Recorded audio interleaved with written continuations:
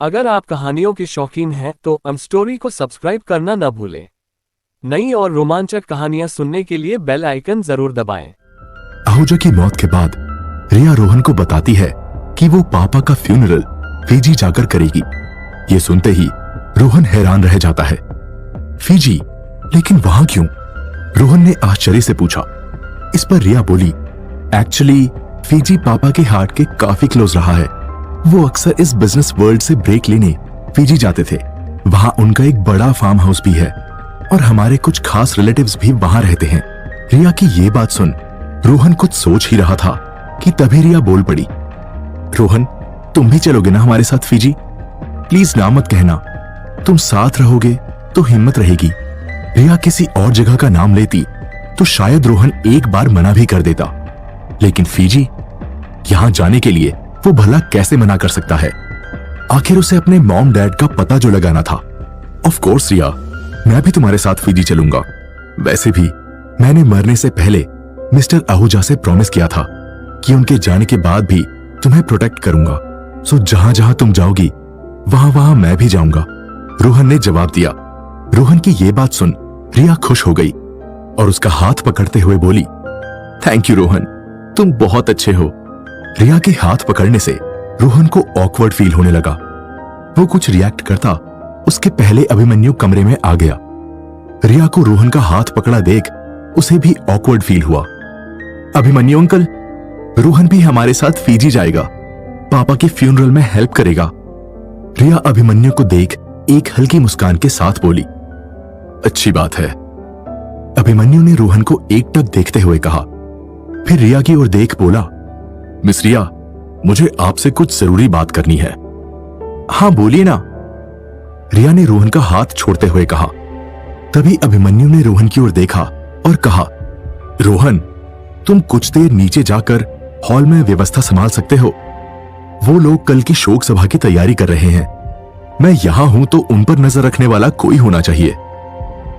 रोहन अभिमन्यु का इशारा समझ गया कि वो उसके सामने रिया से जरूरी बात नहीं करना चाहता, इसलिए उसने फौरन कहा, हां जरूर, और वहां से चला गया।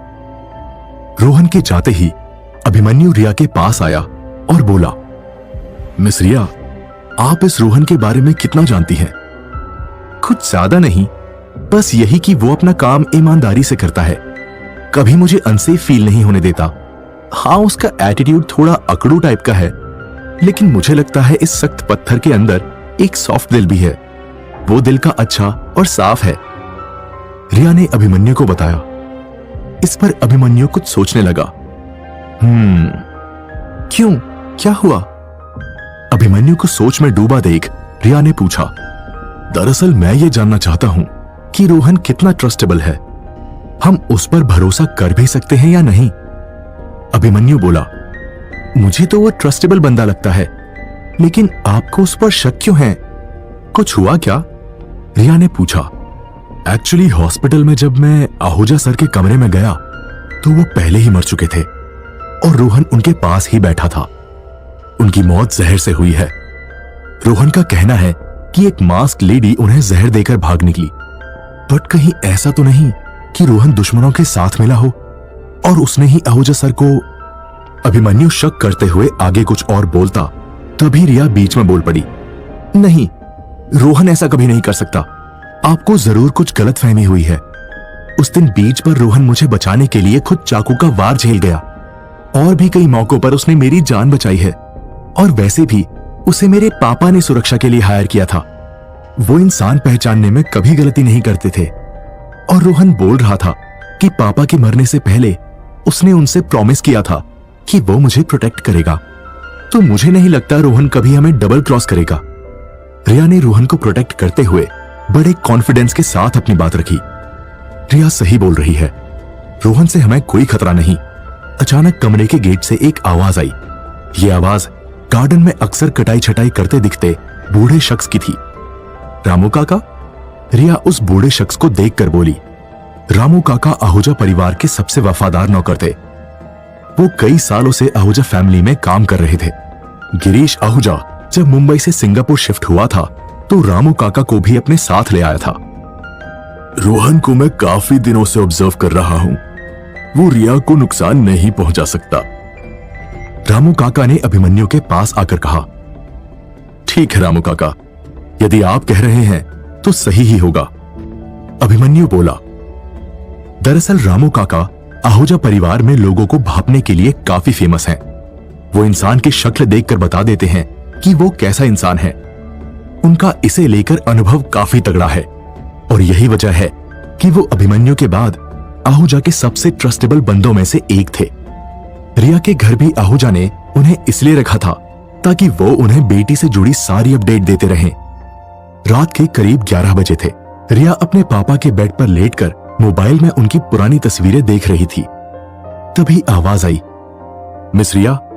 जब रिया ने गेट पर देखा तो उसके उदास चेहरे पर एक हल्की सी मुस्कान आ गई। रोहन, तुम वहां क्या खड़े हो? आओ अंदर। रिया बेड पर से उठकर बोली, नहीं बस ठीक है। वो मैं ये जानना चाहता था कि आज रात तुम यहीं रुकोगी या अपने बंगले पर चलोगी? रोहन ने पूछा। कल सुबह पापा की शोक सभा है, बहुत सी तैयारियां भी देखनी है, इसलिए आज रात मेरा यहीं रुकना सही होगा। रिया गेट पर खड़े रोहन के पास आकर बोली, ठीक है तो फिर मैं जाता हूं, सुबह आ जाऊंगा। वैसे भी यहां सिक्योरिटी काफी टाइट है तो तुम सेफ हो। इतना कहकर रोहन जाने लगा। तभी रिया ने रोहन का हाथ पकड़ लिया।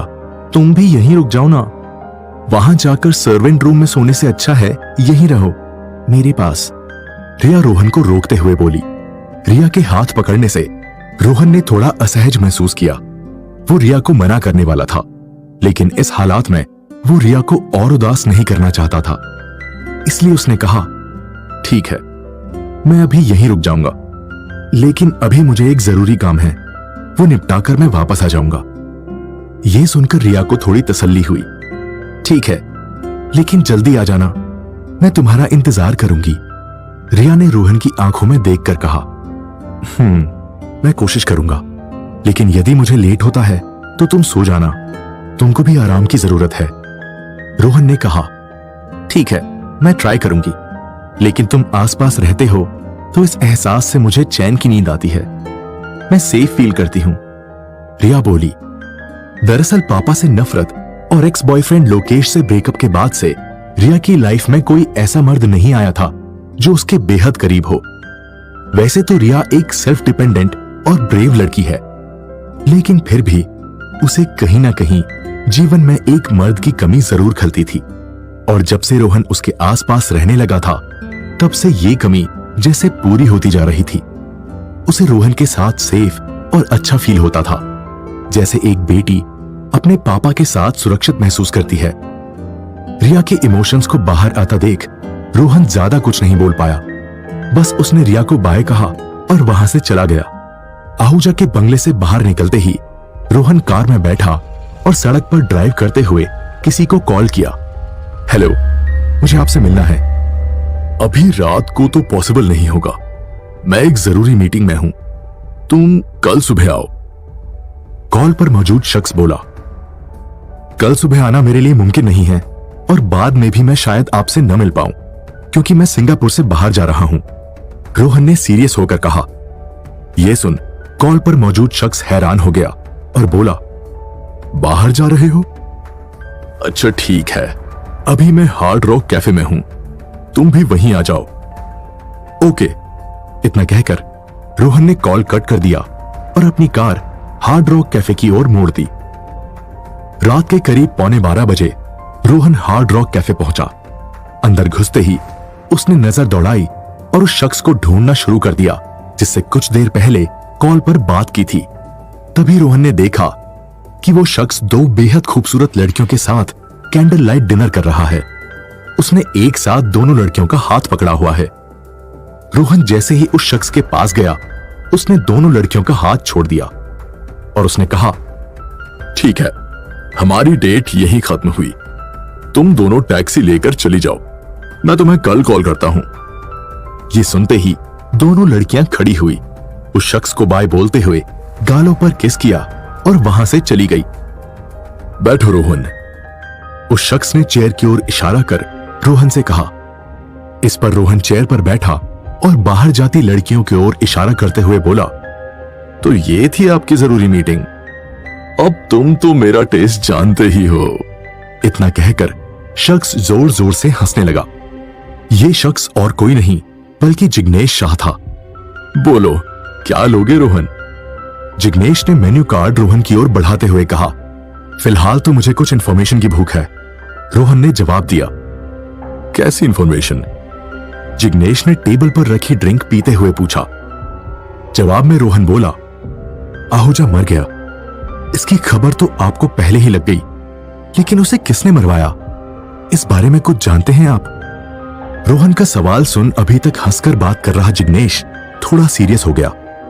उसने हाथ में पकड़ी ड्रिंक टेबल पर रखी और बोला, आहूजा के कई दुश्मन हैं, बिग बुल, शाकाल, पठान। ये तो सिर्फ मैंने तुम्हें बड़े नाम बताए हैं। इसके अलावा आहूजा के ऑफिस में भी कुछ ऐसे लोग हैं जो उसे नापसंद करते थे। आहूजा के दुश्मनों की लिस्ट यही खत्म नहीं होती। उसके परिवार में भी कुछ ऐसे रिश्तेदार हैं जो उसकी दौलत और सक्सेस से जलते थे। तो इनमें से कोई भी आहूजा को मरवा सकता है। ये सुन रोहन और कंफ्यूज हो गया। फिर बोला, आहूजा का फ्यूनरल फीजी में हो रहा है। मैं भी उसकी बेटी रिया के साथ फीजी जा रहा हूं। ये सुन जिग्नेश को कोई बड़ा शौक नहीं लगा। फीजी आहूजा के लिए हमेशा खास रहा। नो वंडर उसकी अस्थियां वहां बहाई जाएंगी। फिर जिग्नेश ने रोहन का हाथ पकड़ा और बोला, मैं तो तुम्हें अभी भी यही सलाह दूंगा कि तुम इस आहूजा के लफड़े से दूर हो जाओ। उसके मरने के बाद सभी उसके बिजनेस की इकलौती वारिस रिया के पीछे पड़ जाएंगे और इस बात के चांस ज्यादा है कि इस फीजी ट्रिप के दौरान भी उस पर जानलेवा हमला हो। ये सुन रोहन ने कुछ देर सोचा और फिर बोला, फिलहाल मैं रिया का साथ नहीं छोड़ सकता, और वैसे भी मुझे अपने मॉम डैड का क्लू ढूंढने फीजी जाना ही था, तो ये सही मौका है। मैं जानता था पिछली बार की तरह इस बार भी तुम नहीं मानोगे, लेकिन मेरा काम था तुम्हें वार्निंग देना। खैर, तुम्हारे पास मेरे फीजी वाले दोस्त का नंबर है ना? जिग्नेश ने पूछा। रोहन ने हां में गर्दन हिलाई। गुड।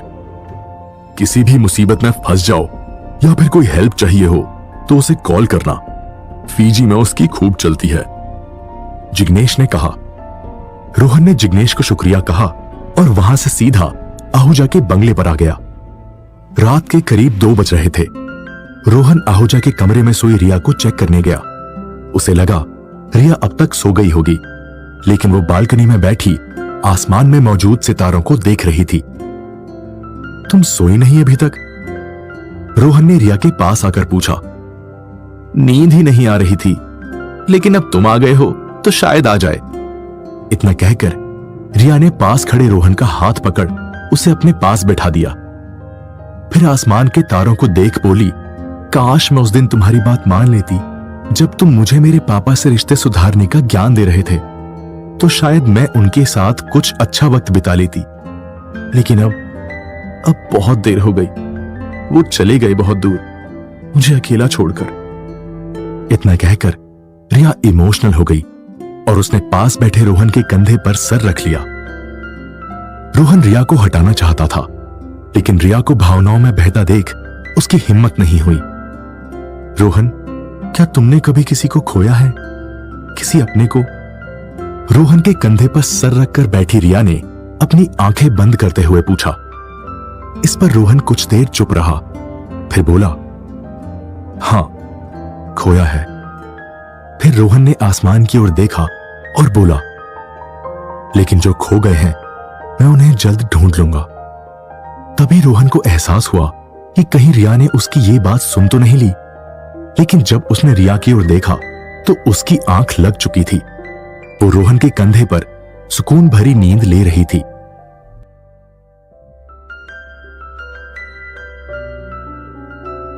सिंगापुर में सुबह के करीब 10 बजे थे। आहूजा के बंगले पर उसकी शोक सभा शुरू हो गई थी।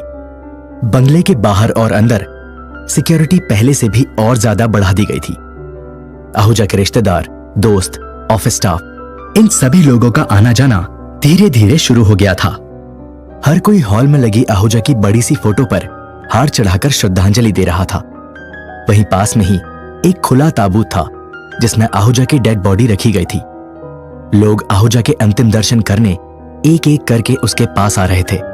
कोई हाथ जोड़ रहा था, कोई उसके पैर छू रहा था, तो कोई सीने पर सर रखकर फूट फूट कर रो रहा था। जब रोहन ने यह नजारा देखा तो उसके लिए यह कह पाना मुश्किल था कि इनमें से किसे सच में आहूजा के मरने का दुख था और कौन बस दुखी होने का झूठा नाटक कर रहा था। रिया दुखी मन के साथ वहीं अपने पापा की तस्वीर के कुछ दूर बैठी थी। आने जाने वाले लोग रिया से मिलकर उसे सांत्वना दे रहे थे। रोहन, अभिमन्यु और रामू काका रिया के पीछे ही खड़े थे। तभी आहूजा की कंपनी के 3 खास लोगों की एंट्री हुई। इसमें पहला शख्स 35 साल का कंपनी का मैनेजर पंकज शर्मा था, जो आहूजा की कंपनी का सारा मैनेजमेंट एंड लीगल वर्क देखता था। दूसरा शख्स 45 साल का ललित पवार था, जो कंपनी का मैनेजिंग डायरेक्टर था। वो कंपनी के सभी बिजनेस के वर्क फ्लो पर नजर रखता था। वहीं तीसरा शख्स 50 साल का जाकिर खान था, जो आहूजा की कंपनी का वाइस प्रेसिडेंट था। आहूजा के बाद वो कंपनी में सबसे ज्यादा पावरफुल था। वो कंपनी के लीगल और इलीगल हर तरह के बिजनेस देखता था। मिस्टर आहूजा के मरने का हमें बहुत दुख है मिस रिया, ललित ने रिया से कहा। आहूजा सर बहुत अच्छे इंसान थे, भगवान उनकी आत्मा को शांति दे। पंकज शर्मा आहूजा की फोटो को श्रद्धांजलि देते हुए बोला। तभी जाकिर आगे आया और उसने एक नजर आहूजा की डेड बॉडी को देखा। फिर रिया के पास आकर बोला, आहूजा के जाने के बाद अब आपको ही सब कुछ देखना है मिस रिया, लेकिन ये इतना आसान भी नहीं होगा। हमारी कंपनी लॉस में जा रही है, बिजनेस को बहुत घाटा हो रहा है। ऐसे में आपको जल्द कोई बड़ा फैसला लेना होगा। अभी मैंने पापा के बिजनेस के बारे में कुछ सोचा नहीं। फिलहाल मुझे फीजी जाकर उनका प्रॉपर अंतिम संस्कार करना है, फिर हम इसके बारे में बात करेंगे। उदास बैठी रिया ने कहा, क्या फीजी? लेकिन कंपनी के इस डाउनफॉल में आपका फीजी जाना सही रहेगा। मिस्टर आहूजा के जाने के बाद कंपनी को एक नए मालिक की जरूरत है। यदि आपने जल्द कंपनी की बागडोर नहीं संभाली तो हमें बहुत बड़ा नुकसान होगा, जाकिर ने रिया से कहा। यह सुनकर रिया को थोड़ा गुस्सा आया और वो ऊंची आवाज में बोली, फिलहाल मेरे पापा से बढ़कर कुछ नहीं है। कंपनी को जो भी नुकसान हो रहा है होने दीजिए, हम फीजी से आने के बाद उसे देख लेंगे। रिया की ये ऊंची आवाज और उसका टेढ़ा जवाब जाकिर को जरा भी पसंद नहीं आया। वो अपनी जिद पर अड़ा रहा और रिया के बेहद करीब जाकर ऊंची आवाज में बोला, लेकिन मिस रिया। जाकिर को अपने बेहद करीब देखकर रिया थोड़ी डर गई। रोहन ने जैसे ही ये देखा वो रिया के पास आया और जाकिर को दूर करते हुए बोला, मिस रिया ने जो कह दिया वो ही होगा, बाकी बातें आप बाद में करना।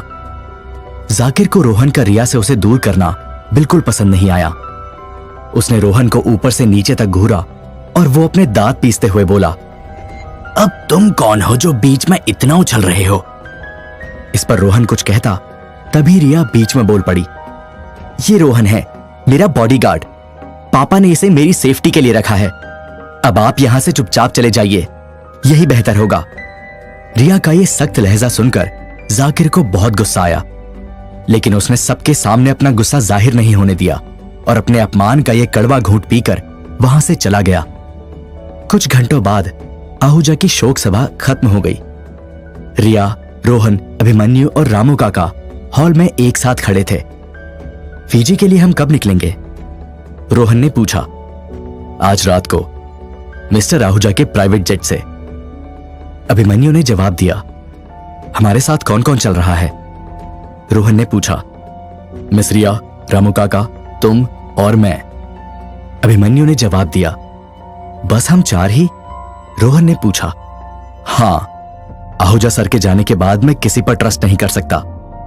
यहां घर पर भी मैंने अपने पर्सनल कांटेक्ट वाले ट्रस्टेबल लोगों को सिक्योरिटी पर लगा रखा है, क्योंकि ऑफिस वाली सिक्योरिटी पर अब जाकिर का ज्यादा कंट्रोल रहेगा। अभिमन्यु ने कहा। यह जाकिर का क्या सीन है? रोहन ने पूछा। जवाब में अभिमन्यु बोला, जाकिर 1% भी भरोसे के लायक नहीं है। उसकी आहूजा सर से कभी नहीं बनी। वो आहूजा की कुर्सी पर ही नजरें गड़ाए रहता था। आहूजा सर के मरने के बाद उसे सबसे ज्यादा फायदा होगा, और उसके साथ आए बाकी के वो 2 लोग? रोहन ने पूछा। जवाब में अभिमन्यु बोला, ललित बिन पैंदे का लोटा है, उसे जहां फायदा दिखता है वहां लुढ़क जाता है। वो अपने फायदे के लिए किसी को भी धोखा दे सकता है, इसलिए उस पर भी भरोसा नहीं कर सकते। और रही बात पंकज की, तो उससे कोई खास खतरा नहीं है। वो अधिकतर अपने काम से काम रखता है। आहूजा सर भी उस पर काम से रिलेटेड वर्क को लेकर ट्रस्ट करते थे, और वो थोड़ा डरपोक भी है, इसलिए बगावत की हिम्मत नहीं करेगा। अभिमन्यु की बातें सुनकर रिया बोली, हम ये सब बातें बाद में भी कर सकते हैं, अभी हमें फिजी जाने की तैयारी करनी चाहिए। जवाब में रोहन और अभिमन्यु ने हाँ मैं अपना अपना सर हिला दिया। रात के करीब 10 बजे आहूजा का प्राइवेट जेट फिजी जाने को रेडी था। आहूजा की डेड बॉडी को पैक करके ताबूत में रख दिया गया था। रिया, रोहन, अभिमन्यु और रामू काका जेट के अंदर बैठ गए थे। रिया और रोहन एक साथ एक तरफ बैठे थे, तो अभिमन्यु और रामू काका दूसरी तरफ साथ में बैठे थे। कुछ ही देर में जेट आसमान में उड़ने लगा। पापा, जल्द आपकी आत्मा को मुक्ति मिल जाएगी, फिर आप भी मॉम के पास चले जाएंगे और होपफुली उनका ख्याल रखेंगे।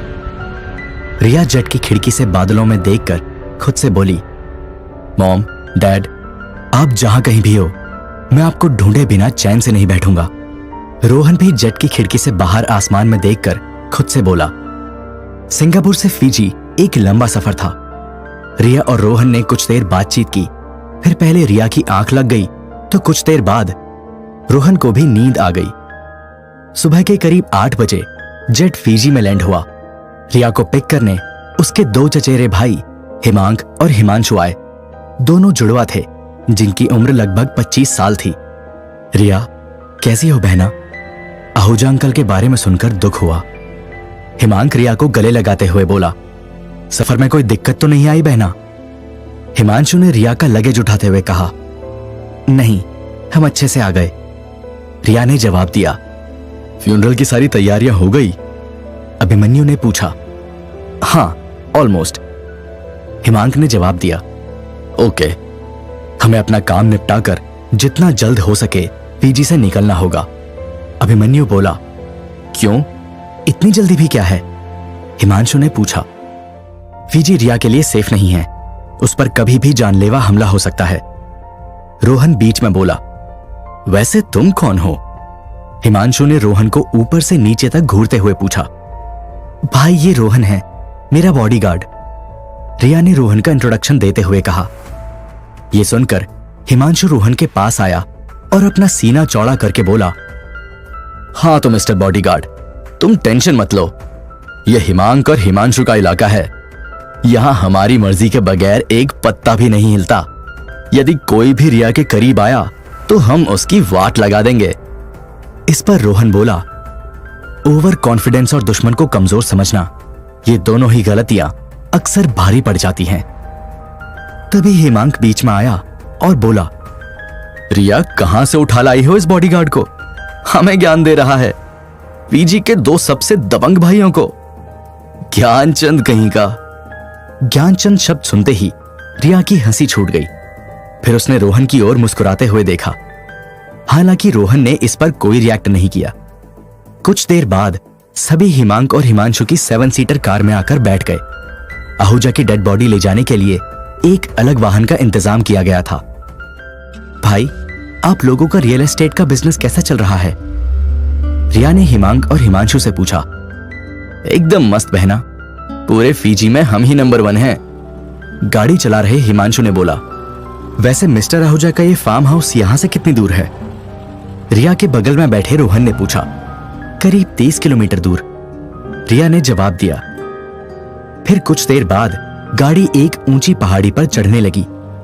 जंगलों से घिरी इस पहाड़ी की सड़क बेहद संकरी थी। इस पर जाने और आने का बस केवल एक ही रास्ता था। एयरपोर्ट से करीब 1 घंटे की ड्राइव के बाद गाड़ी आहूजा के फार्म हाउस के बाहर पहुंच गई। ये फार्म हाउस पहाड़ी पर बसे एक छोटे से गांव में स्थित था।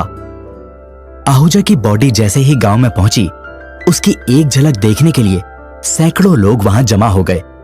उन्होंने डेड बॉडी ला रहे वाहन को ऑलमोस्ट घेर लिया।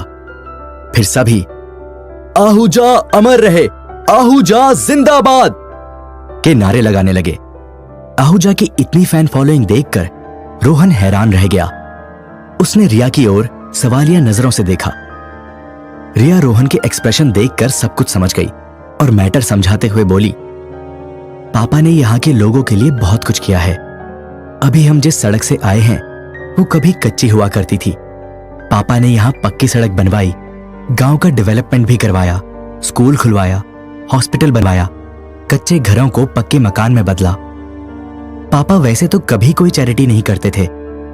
उन्होंने सिंगापुर में कभी किसी की पैसों को लेकर कोई मदद नहीं की, लेकिन जब वे इस गांव में आते थे तो एक अलग इंसान बन जाते थे।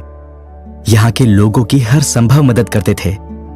उन्हें यहाँ के लोग, यहाँ का माहौल सब कुछ बड़ा पसंद आता था, इसलिए वो अक्सर छुट्टियां बिताने यहाँ आते थे।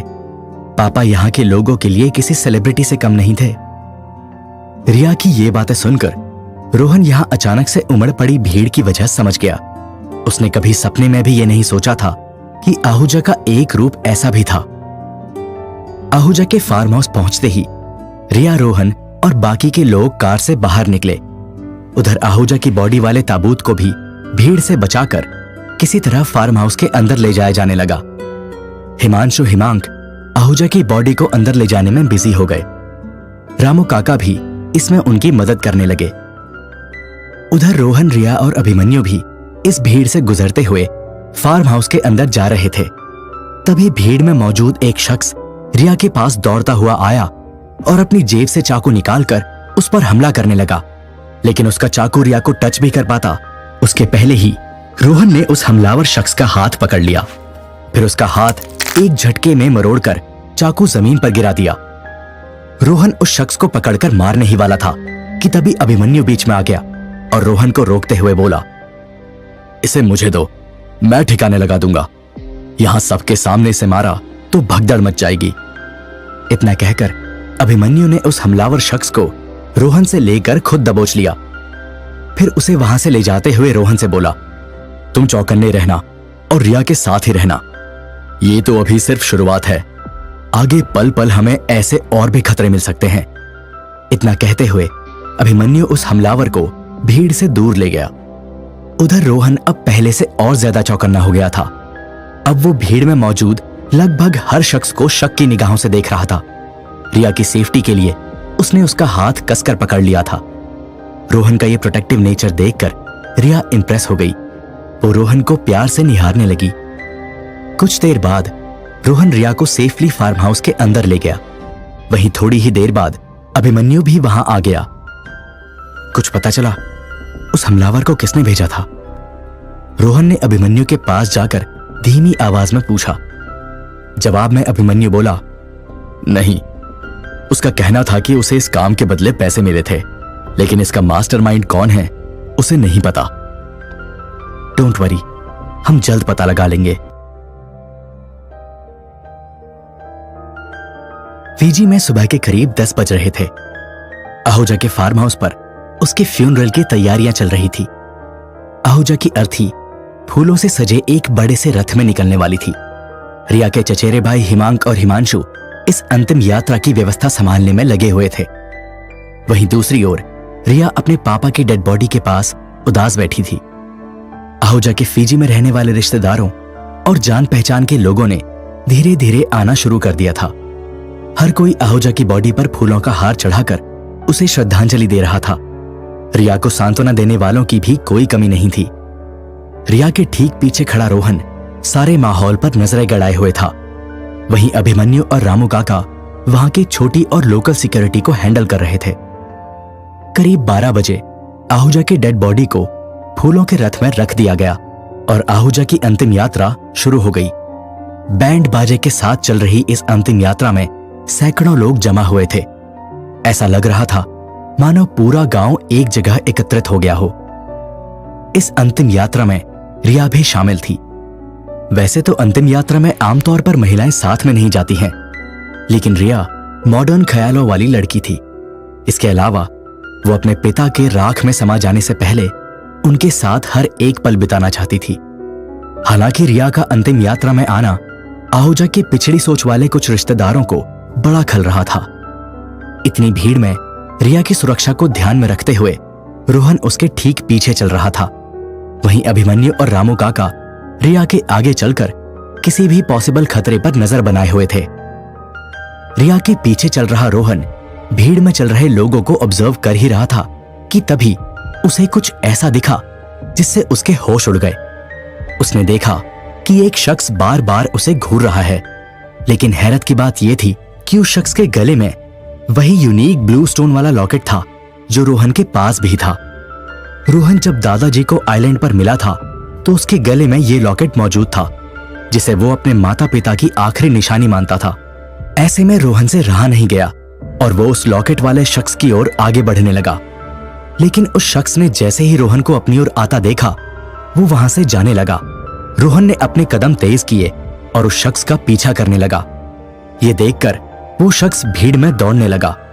अब रोहन को शक हो गया कि कुछ तो गड़बड़ है, इसलिए उसने भी दौड़ लगा दी और उस शख्स को फॉलो करने लगा। रोहन उस शख्स के करीब पहुंचने ही वाला था कि तभी एक जोर से चीखने की आवाज आई। आ! जब रोहन पलटा तो देखा कि ये आवाज रिया की थी। उसके सामने मास्क पहना एक शख्स हाथ में चाकू लिए खड़ा था। हालांकि उसके चाकू वाले हाथ को अभिमन्यु ने पकड़ रखा था। वो शख्स रिया को मारने के इरादे से आया था, लेकिन अभिमन्यु ने ऐन मौके पर उसे पकड़ लिया था। तभी रोहन को उस ब्लू स्टोन लॉकेट वाले शख्स का ख्याल आया। जब उसने पलटकर देखा तो वो शख्स भीड़ में कहीं गायब हो गया था। फिर रोहन फौरन रिया के पास आ गया। कहां रह गए थे तुम? वो तो मैंने हमलावर को ऐन मौके पर देख लिया, वरना मिस रिया आज नहीं बचती, अभिमन्यु घूरते हुए रोहन से बोला। रोहन को समझ नहीं आया कि वो इसका क्या जवाब दे। वो अभिमन्यु को ब्लू स्टोन वाले शख्स का मैटर नहीं समझा सकता था, इसलिए वो बहाना बनाते हुए बोला, वो मुझे एक बंदे पर शक था, इसलिए मैं उसका पीछा कर रहा था। ठीक है, लेकिन अगली बार मिस रिया को छोड़कर जाओ तो बताकर जाना, अभिमन्यु ने रोहन से कहा और फिर खुद रिया को प्रोटेक्ट करते हुए उसके साथ साथ चलने लगा। इससे रिया रोहन से थोड़ी दूर हो गई। उसने रोहन को पलटकर एक नजर देखा। रोहन ने भी रिया को देखा, लेकिन उसने कोई एक्सप्रेशन नहीं दिया। रोहन अब दूर से ही सही, लेकिन रिया पर पहले से और ज्यादा नजर रख रहा था। कुछ देर बाद आहूजा की अंतिम यात्रा एक नदी किनारे पहुंच गई। फिर दाह संस्कार के लिए लकड़ियों पर आहूजा का शव रखा गया। वैसे तो आमतौर पर बेटा अपने पिता की चिता को मुखाग्नि देता है, लेकिन रिया आहूजा की इकलौती बेटी थी, इसलिए उसने ही अपने पापा की चिता को मुखाग्नि देने का फैसला किया। हाथ में मशाल पकड़ी रिया ने जब अपने पिता की चिता सुलगाई तो उसकी आंखों से आंसुओं की धारा बह पड़ी। दोपहर के करीब 3 बज गए। रिया अभी भी नम आंखों से अपने पिता की जलती चिता को देख रही थी। मिस रिया, अब हमें चलना चाहिए। हम कल आहूजा सर की अस्थियां लेने वापस यहां आएंगे, अभिमन्यु ने रिया के पास आकर कहा। बस 15 मिनट और, रिया बोली और फिर से अपने पापा की जलती चिता को देखने लगी। कुछ देर बाद रिया, रोहन, अभिमन्यु और रामू काका कार में बैठकर वापस आहूजा के फार्म हाउस लौट आए। यहां हिमांशु और हिमांक ने रिया के आराम करने की व्यवस्था कर दी। रिया बहुत ज्यादा थक चुकी थी। वो कल रात से ठीक से सोई भी नहीं थी, इसलिए कुछ ही देर में उसकी आंख लग गई। रिया को गहरी नींद में सोता देखकर रोहन ने सोचा कि अपने पर्सनल काम निपटाने का ये सही मौका है। वो जब से फिजी आया था तब से ही अपनी दोस्त टीना के दादाजी ईथन से मिलने का मौका तलाश रहा था, ताकि वो उनसे मिलकर अपने माता पिता से जुड़ा कोई सुराग हासिल कर सके। रोहन रिया के कमरे के बाहर गेट पर खड़े अभिमन्यु के पास गया और बोला, तुम अभी कुछ घंटे यहीं हो ना? हाँ, लेकिन क्यों? अभिमन्यु ने पूछा।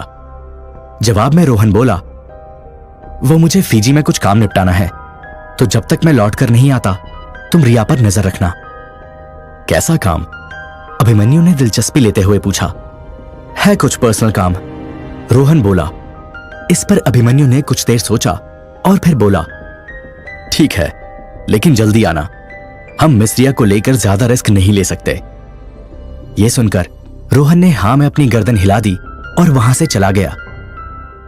शाम के करीब 6 बजे रोहन टीना के बताए एड्रेस पर आ गया।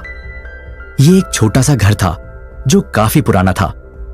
रोहन ने जैसे ही डोरबेल बजाई, अंदर से एक 40 साल की नर्स बाहर आई। बोलिए, नर्स ने रोहन से पूछा। मिस्टर ईथन घर पर हैं? रोहन बोला। जवाब में नर्स ने हां में अपनी गर्दन हिलाई और उसने रोहन को अंदर आने का इशारा किया। रोहन जैसे ही अंदर गया तो उसने देखा कि 70 साल का ईथन बेड पर लेटा है। वो दिखने में बेहद कमजोर लग रहा है। ईथन दादू, दूर खड़ा रोहन बोला। कौन?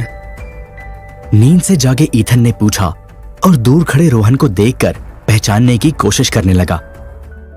तभी रोहन ईथन के पास आकर बैठ गया और बोला, मैं हूं रोहन, आपके दोस्त प्रताप सिंह का पोता।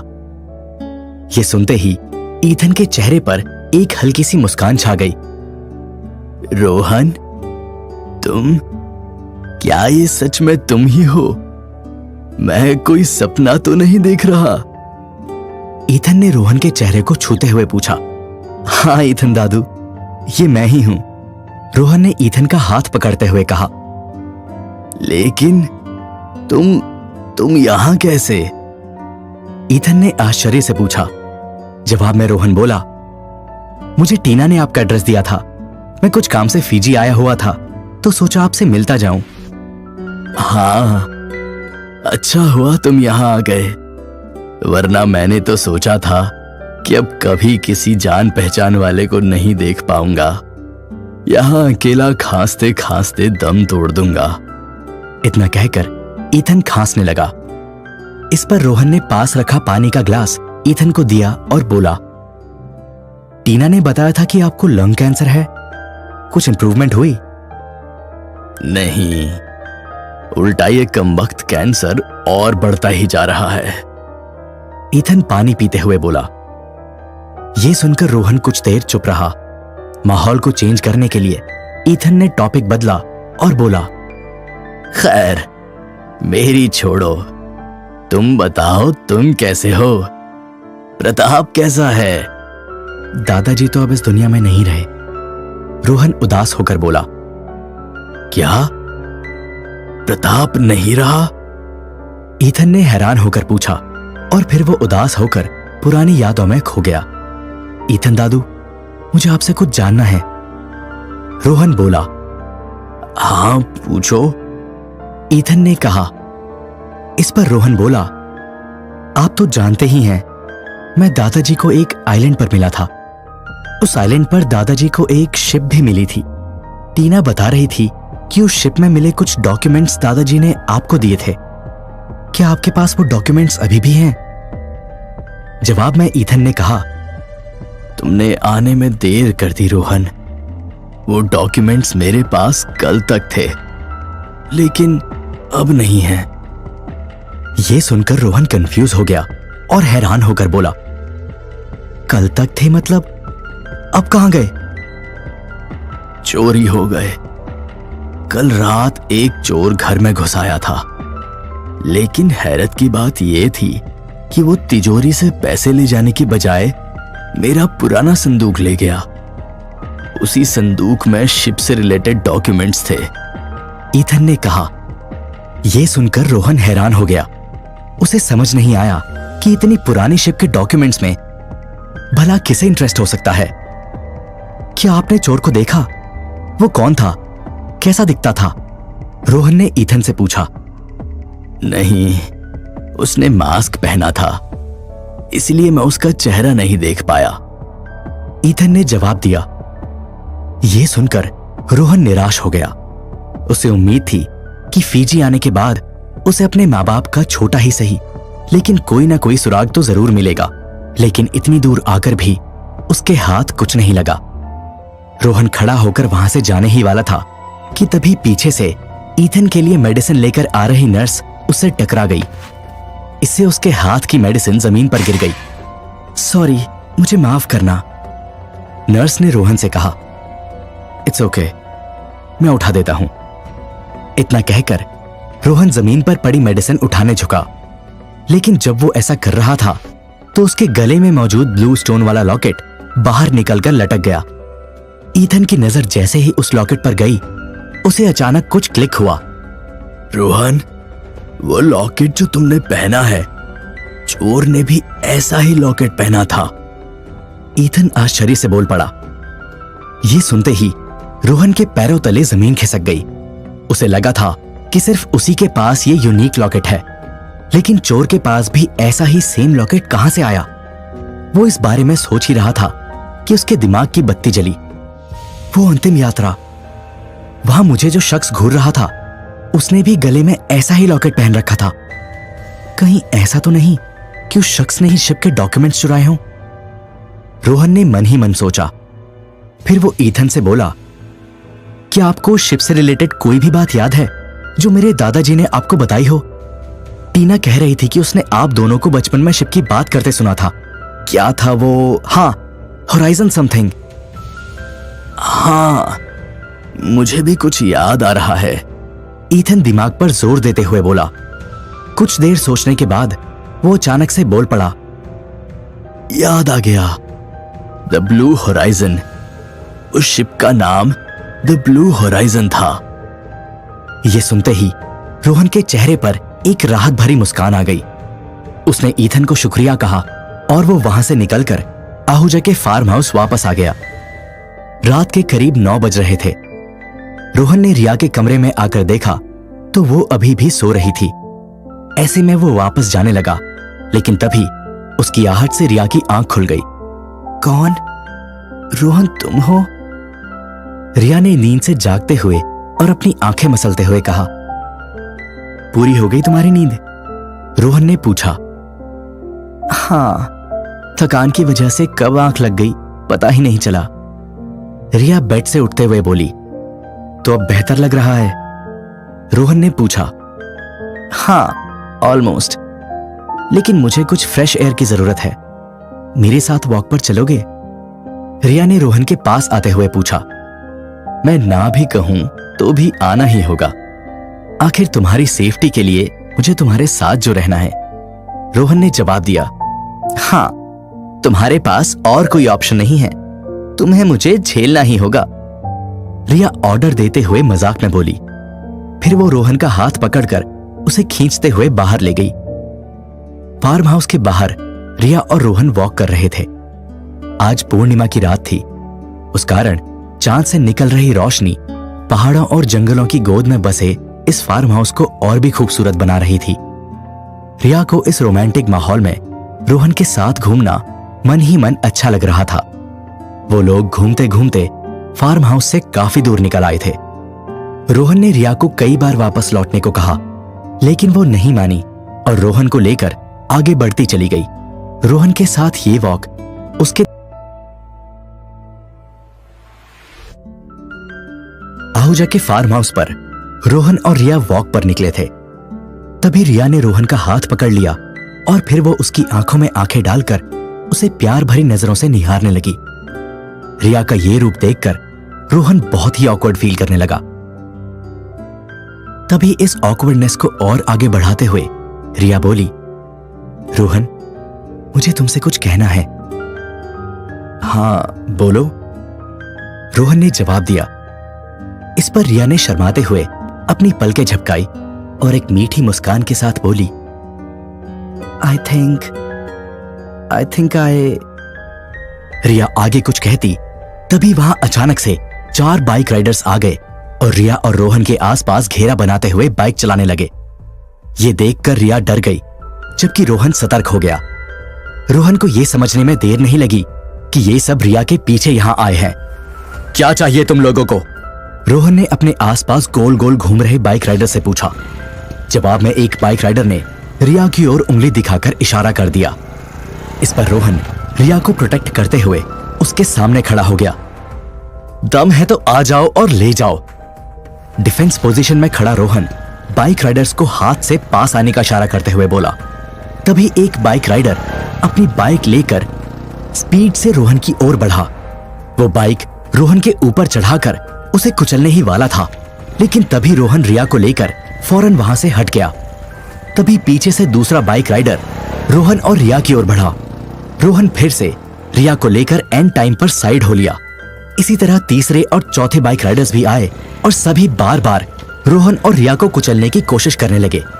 रोहन हर बार उनसे बाल बाल बच रहा था, लेकिन वो ज्यादा देर तक ऐसा नहीं कर सकता था। तभी जब अगली बार पहला बाइक राइडर रोहन की ओर आया तो उसने रिया को तो साइड कर दिया, लेकिन खुद नहीं हटा। फिर उस बाइक के सामने आते ही वो हवा में ऊपर उछला और बाइक पर बैठे शख्स को एक जोरदार किक मारी। इससे वो शख्स बाइक से गिर गया और बाइक बेकाबू होकर दूसरे बाइक राइडर से जा टकराई और उसे भी गिरा दिया। ये देखकर तीसरे बाइक राइडर ने चाकू निकाला और उसे हवा में लहराते हुए रोहन की ओर बढ़ा। वो चलती बाइक पर चाकू से रोहन के गले को चीरने ही वाला था कि तभी रोहन ने अपनी हाफ बॉडी को पीछे झुका लिया और वो उसके वार से बच गया। तभी रोहन को रिया के चिल्लाने की आवाज सुनाई दी।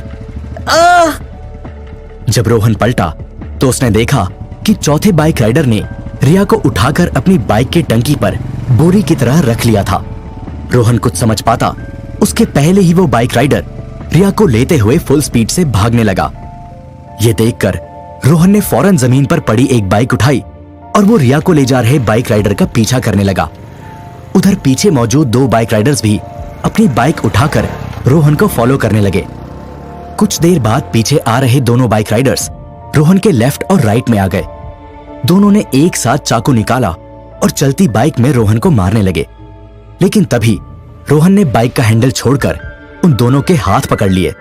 फिर तेजी से अपने हाथों को क्रॉस किया, जिससे दोनों बाइक राइडर्स अपनी अपनी बाइक से उछलकर एक दूसरे से जा टकराए और जमीन पर गिर पड़े। फिर रोहन ने अपनी बाइक की स्पीड बढ़ाई और रिया को ले जा रहे शख्स की बाइक को ओवरटेक करके अपनी बाइक तेजी से घुमाकर उसके सामने खड़ी कर दी। ये देखकर उस बाइक राइडर ने अपनी बाइक रोक दी और रिया की गर्दन पर चाकू रखकर बोला, रास्ते से हट जाओ वरना। वो बाइक राइडर अपना सेंटेंस कंप्लीट करता उसके पहले ही रोहन ने तेजी से दो चाकू उसकी ओर फेंक दिए। पहला चाकू बाइक राइडर के उस हाथ पर लगा जिससे उसने अपना चाकू पकड़ रखा था, वहीं दूसरा चाकू सीधा उसकी आंख में जाकर गड़ा। इससे वो बाइक राइडर मौके पर ही मर गया। रोहन ने ये दोनों चाकू उस पर हमला करने आए बाइक राइडर्स को गिराते समय उनसे छीन लिए थे और अब इसी से लास्ट बाइक राइडर को भी उसने ठिकाने लगा दिया। इधर रोहन ने जो चाकू फेंके थे वो रिया के चेहरे के बेहद करीब से होकर गुजरे थे, जिस वजह से रिया बेहद डर गई थी और वो अभी भी कांप रही थी। तुम ठीक तो हो? रोहन ने रिया के पास आकर पूछा। रिया ने डरते हुए हाँ में अपनी गर्दन हिलाई। फिर रोहन ने रिया को अपनी बाइक के पीछे बिठाया और आहूजा के फार्म हाउस की ओर चल पड़ा। रास्ते में डरी हुई रिया थोड़ी नॉर्मल हुई, हालांकि वो अभी भी उस हमले के बारे में सोच रही थी। रोहन, तुमने जो चाकू फेंका था वो मुझे लग जाता तो? रिया ने रोहन से पूछा। मेरा निशाना पहले ही बहुत सटीक है और ऊपर से इस बार सवाल तुम्हारी जान का था, इसलिए निशाना चूकने का तो सवाल ही पैदा नहीं होता, रोहन ने जवाब दिया। फिर पीछे बैठी रिया को बाइक के मिरर में देखकर रोहन बोला, वैसे तुम्हें मुझ पर शक था क्या? जवाब में रिया ने रोहन को पीछे से कसकर पकड़ लिया और सुकून भरी मुस्कान के साथ बोली, नहीं, मुझे तुम पर पूरा भरोसा है। रिया के इस रिएक्शन से रोहन थोड़ा असहज महसूस करने लगा। इस अनकंफर्टेबल सिचुएशन से बचने के लिए उसने बाइक की स्पीड तेज कर दी थी ताकि वो जल्दी से फार्म हाउस पहुंच जाए और उसे कसकर पकड़ी रिया उसे छोड़ दे। रात के करीब 11 बजे रोहन रिया को लेकर आहूजा के फार्म हाउस पहुंचा। उसे देखते ही अभी तक माथे पर टेंशन के शिकन लिए घूम रहे अभिमन्यु ने चैन की सांस ली। कहां गायब हो गए थे तुम दोनों? जानते हो ना इस तरह मिस रिया का रात में बाहर घूमना सेफ नहीं है। अभिमन्यु ने रोहन की ओर देखकर कहा। इसमें रोहन की कोई गलती नहीं है अभिमन्यु अंकल, मैंने ही उससे वॉक पर जाने की जिद की थी। रिया रोहन को बचाते हुए बीच में बोल पड़ी। यह सुनकर अभिमन्यु चुप हो गया। फिर वो बाइक को देखकर बोला, ये बाइक कहां से आई? लंबी कहानी है, रोहन ने जवाब दिया। फिर वो कुछ देर रुककर बोला, बहुत जोरों की भूख लगी है, कुछ खाने को है? हाँ, मुझे भी बहुत भूख लगी है, रिया रोहन का साथ देते हुए बोली। ठीक है, मैं हिमांशु और हिमांग से कहकर खाने का बंदोबस्त करवा देता हूं, अभिमन्यु ने कहा और फिर वो वहां से चला गया। उधर रिया ने रोहन को देखकर एक प्यारी सी स्माइल पास की। कुछ देर बाद डिनर टेबल कई टेस्टी डिशेस से सजकर रेडी हो गई। रोहन और रिया एक तरफ बैठकर खाना खा रहे थे तो दूसरी ओर अभिमन्यु और रामू काका कल की प्लानिंग कर रहे थे। हम सिंगापुर के लिए कब निकलेंगे? खाना खा रहे रोहन ने अभिमन्यु से पूछा। मोस्ट प्रोबेबली कल रात को, अभिमन्यु ने जवाब दिया। और कल के दिन का क्या प्लान है? रोहन ने पूछा। इस पर अभिमन्यु बोला, सुबह हम आहूजा सर की अस्थियां लेने जाएंगे, फिर उसे नदी में विसर्जित करके दोपहर तक फार्म हाउस लौट आएंगे। यहां से अपना सामान लेकर रात को एयरपोर्ट जाएंगे और फिर सिंगापुर के लिए निकल जाएंगे। परफेक्ट। प्लान से अग्री करते हुए रोहन ने कहा। कुछ देर बाद डिनर खत्म करके सभी अपने अपने कमरे में सोने चले गए। रोहन रिया को उसके कमरे तक छोड़ने आया। गुड नाइट रिया, रोहन ने कहा। जवाब में रिया प्यार से मुस्कुराकर बोली, good night and thank you. Thank you? वो किस लिए? रोहन ने पूछा। मुझे वॉक पर ले जाने के लिए और हमेशा की तरह उन गुंडों से बचाने के लिए, रिया ने एक हल्की मुस्कान के साथ जवाब दिया। इस पर रोहन बोला, यह तो मेरा फर्ज था, यही तो मेरा काम है। Remember, I am your bodyguard, इसलिए तुम्हें थैंक यू बोलने की जरूरत नहीं। यह सुनकर रिया कुछ देर चुप रही और फिर बोली, रोहन एक बात पूछूं? हाँ पूछो, रोहन बोला। क्या तुम सच में मुझे सिर्फ इसलिए प्रोटेक्ट करते हो क्योंकि ये तुम्हारी ड्यूटी है, या फिर तुम्हें पर्सनली भी मेरी परवाह है? इतना कहकर रिया रोहन की आंखों में देखकर बेसब्री से उसके जवाब का इंतजार करने लगी। हालांकि रिया का यह सवाल सुनकर रोहन को जैसे सांप सूंघ गया। वो काफी देर तक कुछ नहीं बोला और बस रिया को देखता रहा। क्या हुआ? बोलो, जवाब दो। रोहन के जवाब का इंतजार कर रही रिया बोली। इस पर रोहन ने अपनी पलकें झपकाई और बोला, गुड नाइट रिया, तुम सो जाओ, कल का दिन काफी लंबा होने वाला है, तुम्हें आराम करना चाहिए। इतना कहकर रोहन वहां से चला गया। रिया गेट पर खड़ी उसे तब तक देखती रही जब तक वो उसकी नजरों से ओझल नहीं हो गया। फिर रिया भी कमरे में जाकर सो गई। अगली सुबह करीब 9 बजे हिमांशु और हिमांक दो अलग अलग कार लेकर आए। पहली कार में हिमांशु, हिमांक और रामू काका बैठ गए, जबकि दूसरी में रोहन, रिया और अभिमन्यु बैठ गए। करीब 10 बजे ये दोनों कारें उस नदी किनारे पहुंची जहां कल आहूजा का दाह संस्कार हुआ था। यहां रिया ने अपने पापा की अस्थियां ली और उसके पास मौजूद नदी में विसर्जित करते हुए नम आंखों से बोली, पापा, आई विल मिस यू। इसके बाद सभी कार में बैठे और फार्म हाउस की ओर चल दिए। दोपहर के करीब 12 बजे ये दोनों कारें उस पहाड़ी पर पहुंच गई जिसका संकरा रास्ता सीधा आहूजा के फार्म हाउस तक जाता था। यहां हिमांशु और हिमांक की कार आगे चल रही थी, जबकि रोहन और रिया की पीछे। चलो शुक्र है, सारे काम अच्छे से निपट गए और इतने हमलों के बावजूद हम सभी सही सलामत बच गए, अभिमन्यु ने चैन की सांस लेते हुए कहा। लगता है तुमने बोलने में कुछ जल्दी कर दी, गाड़ी चला रहे रोहन ने कहा। क्या मतलब? अभिमन्यु ने पूछा। इस पर रोहन ने आगे रोड की ओर इशारा किया। अभिमन्यु ने देखा कि सामने से कई कारें उनकी ओर आ रही हैं। कुछ ही देर में देखते ही देखते करीब 10 कारें वहां आकर रुक गई और उन्होंने रिया की कार का रास्ता ब्लॉक कर दिया। फिर पहली कार से एक हट्टा कट्टा शख्स बाहर निकला और उसने अपनी AK-47 से बिना कोई वक्त गंवाए फायर कर दिया। उसकी बंदूक से निकली ये गोली सीधा कार के फ्रंट ग्लास को तोड़ती हुई हिमांक के माथे पर लगी और उसकी मौके पर ही मौत हो गई। उसके मरते ही कार बेकाबू हुई और सड़क किनारे मौजूद एक बड़े से पत्थर से टकराकर रुक गई। Oh shit! पीछे दूसरी कार में बैठी रिया चिल्लाई। ये देखकर रोहन ने अपनी कार रोक दी और बाहर निकलकर उनकी मदद के लिए जाने लगा। नहीं रोहन, अभिमन्यु ने रोहन को रोका और फिर बोला, हमारा बाहर निकलना सेफ नहीं है। मिस रिया की सेफ्टी का सोचो, जितना जल्दी हो सके यहां से गाड़ी लेकर निकलो। लेकिन अभिमन्यु अंकल, हिमांक, हिमांशु और रामू काका, रिया बीच में कंसर्न के साथ बोल पड़ी। अब हम कुछ नहीं कर सकते, वो लोग संख्या में बहुत ज्यादा हैं। यदि बाहर निकले तो हम भी नहीं बचेंगे, अभिमन्यु ने कहा। इससे अनसेटिस्फाइड रिया बोली, लेकिन मिस रिया प्लीज।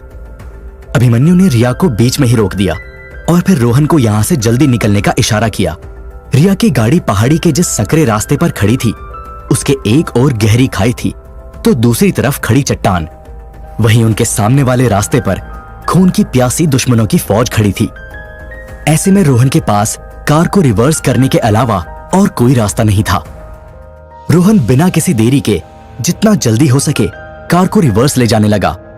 उधर अपने भाई हिमांक को मरा हुआ देखकर हिमांशु का गुस्सा फूट पड़ा। मैं तुम लोगों को छोड़ूंगा नहीं, हिमांशु जोर से चिल्लाया। फिर उसने अपनी गन निकाली और कार के बाहर निकलकर सामने मौजूद दुश्मनों पर अंधाधुंध फायरिंग करने लगा।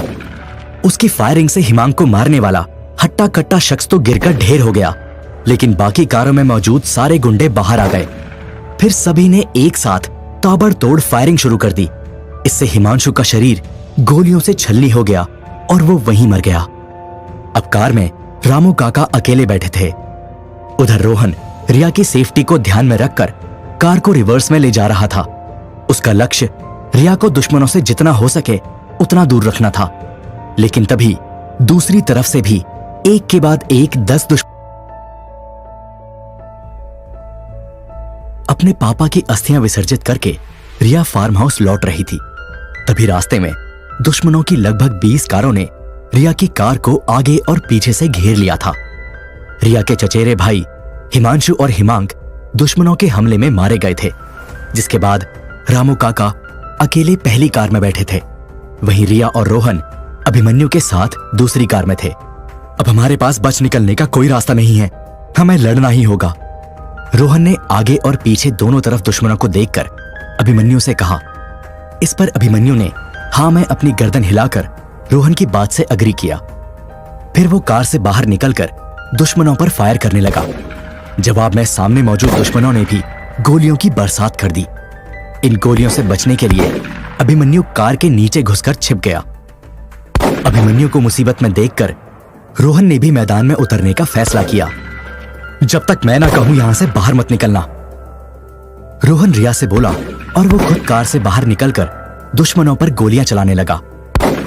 रिया को मारने दुश्मनों की टोटल 20 कारें आई थी और हर कार में लगभग 4 से 5 लोग मौजूद थे। यानी रोहन का सामना इस बार ऑलमोस्ट 100 हथियार बंद दुश्मनों से था। चूंकि रोहन निशाना लगाने में माहिर था, इसलिए कुछ ही देर में उसने अपनी बंदूक से लगभग 25 गुंडों को ढेर कर दिया था। उधर अभिमन्यु भी 5 गुंडों को मारने में सफल रहा था। रोहन और अभिमन्यु को दुश्मनों से लड़ता देखकर पहली कार में बैठे रामू काका भी जोश में आ गए। उन्होंने अपनी कार की बगल वाली सीट पर मरे पड़े हिमांक की जेब से गन निकाली और वो भी सामने खड़े दुश्मनों पर गोलियां बरसाने लगे। बूढ़े होने के बावजूद भी रामू काका की गन स्किल्स काफी अच्छी थी।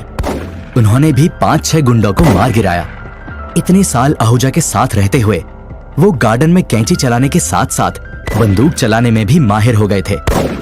लेकिन अभी भी रोहन, अभिमन्यु और रामू काका को मिलकर करीब 70 दुश्मनों को ठिकाने लगाना था। ऊपर से रोहन की टीम के पास इतनी ज्यादा गोलियां भी नहीं बची थी कि वो सारे दुश्मनों को मार सके। दूसरी ओर उनके दुश्मन अपनी कार की डिक्कियों में ढेर सारे हथियार भरकर लाए थे, इसलिए उनके पास गोलियों की कोई कमी नहीं थी। वो पानी की तरह गोलियों को रोहन और उसकी टीम पर बहा रहे थे। दुश्मन बहुत ज्यादा है और हमारी गोलियां बहुत कम। हमें जल्द इनसे पीछा छुड़ाने का कोई और तरीका सोचना होगा, अभिमन्यु रोहन से बोला। रोहन भी समझ गया कि अभिमन्यु की बात में दम है। उसने तुरंत ही अपने दिमाग के घोड़े दौड़ाना शुरू कर दिए। तभी उसकी नजर कुछ दूरी पर कार में बैठे दुश्मनों पर गोलियां चला रहे रामू काका पर पड़ी। मेरे पास एक आइडिया है, तुम रिया का ध्यान रखना, मैं अभी आया, रोहन अभिमन्यु से बोला और फिर रामू काका की कार की ओर जाने लगा। कार के पास पहुंचते ही रोहन ने उसकी पेट्रोल की टंकी पर एक जोरदार लेकिन धीमा पंच मारा। इससे उसकी टंकी हल्की सी क्रैक हो गई और उसमें से पेट्रोल की धारा बहने लगी। फिर रोहन ने रामू काका को कार से बाहर निकाला और चाबी घुमाकर कार स्टार्ट कर दी। इसके बाद रोहन ने कार को गियर में डाला और एक्सेलरेटर पर एक पत्थर रखकर दुश्मनों की ओर मोड़कर आगे बढ़ा दी। अब ये कार बिना ड्राइवर के सामने मौजूद दुश्मनों के पास खड़ी लगभग 10 कारों की ओर जाने लगी। रास्ते में पेट्रोल टपकाती हुई ये कार जैसे ही दुश्मनों के पास पहुंची, रोहन ने कार की टूटी पेट्रोल की टंकी पर निशाना लगाकर गोली चला दी। बूम! गोली लगते ही कार में एक जोरदार धमाका हुआ। आग की लपटों से घिरी ये कार जैसे ही दुश्मनों की कार से टकराई, उनमें भी धमाका हुआ और फिर एक एक करके देखते ही देखते दुश्मनों के सामने खड़ी ये सभी 10 कारें धमाके के साथ हवा में उड़ने लगी और उन्हीं धमाकों के साथ वहां मौजूद ऑलमोस्ट सारे गुंडे मारे गए। लेकिन कहानी यहीं खत्म नहीं हुई। रिया की कार के पीछे वाले रास्ते पर अभी भी 10 कारें खड़ी थी, जिसमें लगभग 30 गुंडे अभी भी जिंदा बचे थे और वो रिया और अभिमन्यु पर फायरिंग कर रहे थे। जब उन्होंने देखा कि रोहन ने उनके साथी गुंडों की सभी कारों को उड़ा दिया है तो उनको बड़ा गुस्सा आया। तभी एक शख्स ने अपनी कार की डिक्की से पोर्टेबल मिसाइल गन बाहर निकाली और रिया की कार को निशाना बनाने लगा। ये देखते ही कुछ दूर खड़ा रोहन जोर से चिल्लाया, रिया, फौरन कार से बाहर निकलो। रोहन की आवाज सुनते ही रिया कार से बाहर निकली और रोहन की ओर दौड़ी। उधर अभिमन्यु भी कार से दूर हटकर भागने लगा। रिया और अभिमन्यु कार से थोड़ा दूर गए ही थे कि तभी दुश्मन की पोर्टेबल मिसाइल हवा को चीरते हुए आई और रिया की कार से जा टकराई। बूम! एक और जोरदार धमाका हुआ और कार हवा में उछलकर धधक धधक कर जलने लगी। रिया इस धमाके से बाल बाल बच तो गई थी, लेकिन एक दूसरा खतरा उसका इंतजार कर रहा था। रिया जब कार से निकलकर रोहन की ओर दौड़ रही थी, तब एक दुश्मन ने अपनी गन से रिया पर गोली चला दी। ये गोली जाकर सीधा रिया के हाथ पर लगी। रोहन! रिया दर्द भरी आवाज में चिल्लाई और वो जमीन पर गिर पड़ी। रिया! रोहन चिल्लाया और वो फौरन रिया की ओर दौड़ पड़ा। रिया के पास आते हुए उसने गुस्से में अपनी गन से लगभग 10 गुंडों को मार गिराया था। रिया, तुम ठीक तो हो? रोहन ने रिया को अपनी बाहों में उठाते हुए पूछा। दर्द हो रहा है, लेकिन अब तुम पास हो तो दिल को तसल्ली भी है कि सब ठीक हो जाएगा। रिया ने धीमी और दर्द भरी आवाज में रोहन से कहा, मिस रिया को जल्द हॉस्पिटल ले जाना होगा। अभिमन्यु रोहन के पास आकर बोला, लेकिन हमारी दोनों गाड़ियां धमाके में उड़ चुकी हैं और सामने दुश्मन खड़ा है, हमें पहले उन्हें ठिकाने लगाना होगा। रोहन बोला, नहीं, इतना टाइम नहीं है, हमें अभी रिया को लेकर हॉस्पिटल के लिए निकलना होगा। अभिमन्यु बोला, लेकिन हम पैदल हैं और दुश्मन के पास कार है, वो हमें आसानी से पकड़ लेगा, इसलिए उससे लड़ना ही बेहतर ऑप्शन है। रोहन ने जवाब दिया। यह सुनकर अभिमन्यु ने कुछ सेकंड सोचा और फिर बोला, मैं दुश्मनों को संभालता हूं, तब तक तुम रिया को लेकर जितना हो सके यहां से दूर चले जाओ। कोई गाड़ी दिखे तो उससे लिफ्ट ले लेना और सीधा हॉस्पिटल चले जाना। लेकिन दुश्मन संख्या में अभी भी ज्यादा हैं और आप अकेले। रोहन ने कंसर्न के साथ कहा, अभिमन्यु अकेला नहीं है, मैं भी इसके साथ यहीं रुकूंगा। पीछे से रामू काका बोले। लेकिन रोहन कुछ और कहता, तभी अभिमन्यु ने रोहन के कंधे पर हाथ रखा और बोला, तुम हमारी टेंशन मत लो रोहन, वैसे भी मैं और रामू काका दुश्मन को इतनी देर तो रोक ही लेंगे कि तुम रिया को लेकर यहां से सेफली निकल सको। रोहन बहुत बड़ी दुविधा में फंस गया था। उसे समझ नहीं आ रहा था कि वो क्या करे। वो ये बात अच्छे से जानता था कि अभिमन्यु और रामू काका मिलकर भी दुश्मनों को नहीं हरा पाएंगे। यदि वो उन्हें छोड़कर जाता है तो उनका मरना तय है, लेकिन यदि वो रुककर उनकी मदद करता है तो रिया की तबीयत और बिगड़ने और यहां तक कि उसके मरने के चांस भी बढ़ सकते हैं। ऐसे में रोहन रिया की सेफ्टी और अपने मकसद को याद करते हुए वहां से जाने का फैसला लेता है। वो अभिमन्यु और रामू काका को अलविदा कहता है और रिया को गोद में उठाकर उसे वहां से ले जाता है। उधर रोहन और रिया को जाता देखकर दुश्मन और भी अग्रेसिव हो जाते हैं। वो पहले से दोगुनी रफ्तार से गोलियों की बौछार करना शुरू कर देते हैं। कुछ गुंडे रिया को लेकर जा रहे रोहन पर भी गोली चलाकर उसे रोकने की कोशिश करते हैं, लेकिन अभिमन्यु और रामू काका उन पर फायरिंग करके उन्हें मार गिराते हैं। चलो, इन दुश्मनों को उनकी नानी याद दिलाते हैं, रामू काका ने अभिमन्यु से कहा। फिर वो दोनों दुश्मनों पर फायरिंग करके उनसे मुकाबला करने लगे। उधर रोहन रिया को गोद में लेकर दुश्मनों की नजर से ओझल हो गया था और रिया को उठाकर तेजी से आगे बढ़ रहा था।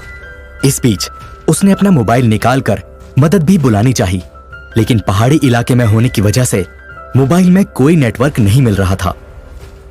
रोहन, तुम अब मुझे नीचे उतार सकते हो, रोहन की गोद में लेटी रिया ने धीरे से कहा।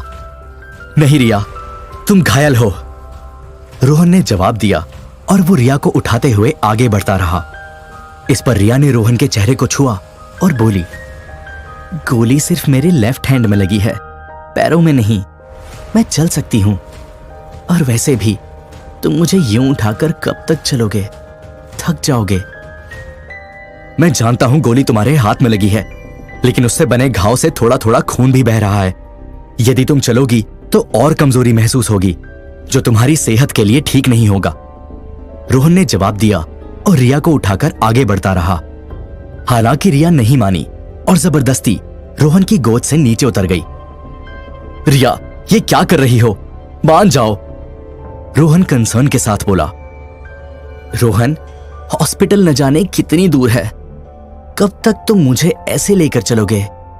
अनलेस तुम्हें मुझे गोद में उठाने में मजा आ रहा हो। यदि ऐसा है तो बोलो, मैं फिर से तुम्हारी गोद में आ जाती हूं। रिया मजाक में बोली। इस पर रोहन ने रिया को ऐसे एक्सप्रेशन दिए जैसे इस लड़की का कुछ नहीं हो सकता। रिया, सीरियसली इस हाल में भी तुम्हें मजाक सूझ रहा है?